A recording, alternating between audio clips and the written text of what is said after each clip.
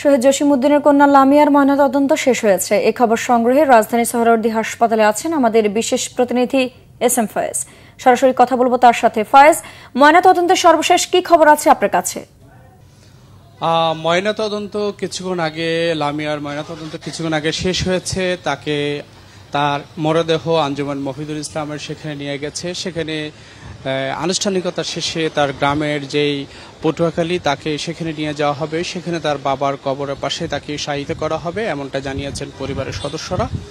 আমরা গণমাধ্যম কর্মীরা সোহরাওয়ার্দী মেডিকেল কলেজ হাসপাতালে এসেছি এবং সেখানে তার যে ময়নাতদন্ত হয়েছে, ময়নাতদন্তে আসলে করা হয়েছে যে সে কি আসলে আত্মহত্যা করেছে না এর পেছনে অন্য কোনো রহস্য রয়েছে, সেটি উদ্ঘাটনের জন্য এই আত্মহত্যার যে বিষয়টি সেটি চিকিৎসকরা দেখবেন বলে আমাদেরকে জানিয়েছেন। পরিবারের সদস্যরা বলছেন যে বাবার কবর জিয়ারত করে বাসায় ফেরার পথে গণধর্ষণের শিকার হন।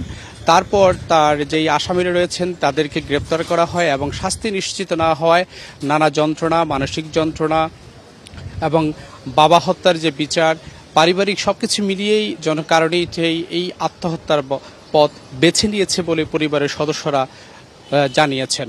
তবে আমরা শহীদ পরিবারের অনেক সদস্যদেরকে এখানে আসতে দেখেছি। তারা যেমনটা দাবি জানিয়েছেন যে অন্তর্বর্তীকালীন সরকার শহীদ পরিবারের যেই আত্মনাদ, তাদের যেই আহতদের চিকিৎসা এবং যারা এই হত্যাকাণ্ডগুলোর সাথে জড়িত তাদের যে বিচারের যে প্রক্রিয়া, সেটা দীর্ঘসূত্রিতা নিয়ে তারা খুব জেড়েছেন। তারা বলছেন যে লামিয়ার এই যে আত্মহত্যার যে প্ররোচনা, যারা এই ঘটনার সাথে জড়িত তাদেরকে অতি দ্রুত সময়ের মধ্যে আইনের আওতা নিয়ে আসতে হবে এবং তারা এটাও বলছেন যে 24 ঘন্টার মধ্যে।